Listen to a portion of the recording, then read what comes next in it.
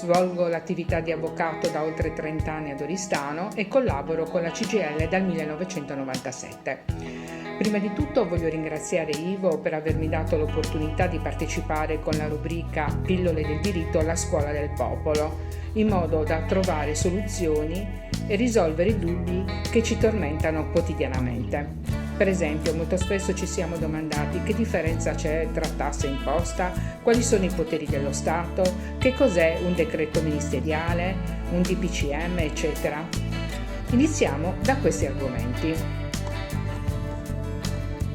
L'imposta e la tassa. L'imposta è un prelievo monetario da parte dello Stato nei confronti di ciascun cittadino in maniera proporzionale al proprio reddito, che lo Stato compie per regolare la quantità di denaro in circolazione e per mantenere la corretta quantità di moneta in funzione della capacità produttiva dello Stato stesso.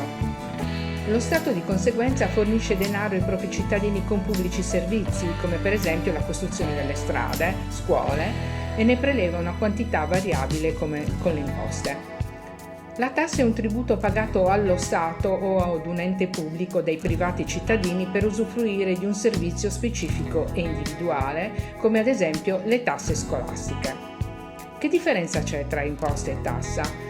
Mentre la tassa presuppone che il denaro venga prelevato dallo Stato dietro la richiesta di un pubblico servizio richiesto in forma individuale, invece nell'imposta il prelievo monetario viene eseguito senza la richiesta espressa di un pubblico servizio, ma in base al proprio reddito. Quali sono i poteri dello Stato? Lo Stato ha 3 poteri.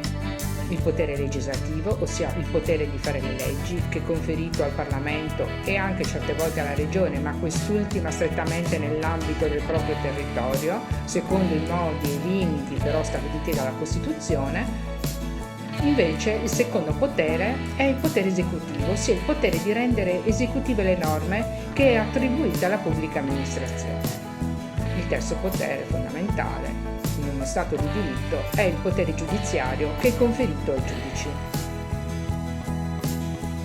Un'altra domanda che ci poniamo è: che cos'è un DPCM e che cos'è un DM? Il DPCM è un decreto del Presidente del Consiglio dei Ministri, invece il DM è un decreto ministeriale. Sono entrambi atti amministrativi che hanno il merito di essere rapidi e quindi particolarmente adatti alle situazioni di emergenza, ma dall'altro lato non coinvolgono il Parlamento e quindi sono espressione della volontà della sola maggioranza politica.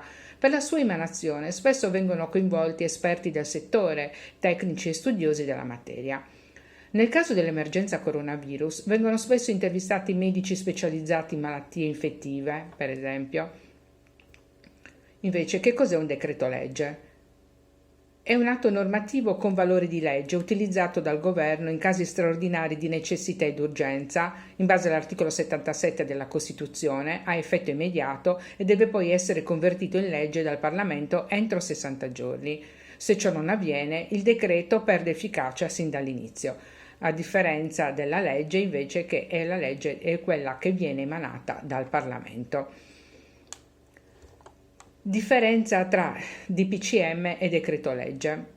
Il contenuto del DPCM in genere riguarda questioni tecniche, sia dettagliate che generiche, relative ad un settore specifico in cui il dialogo democratico è ridotto, se non azzerato, mentre invece il decreto legge assicura il dialogo e la collaborazione con l'opposizione e viene riesaminato più volte prima di essere approvato. Infatti è più garantista come consenso popolare rispetto a un DPCM.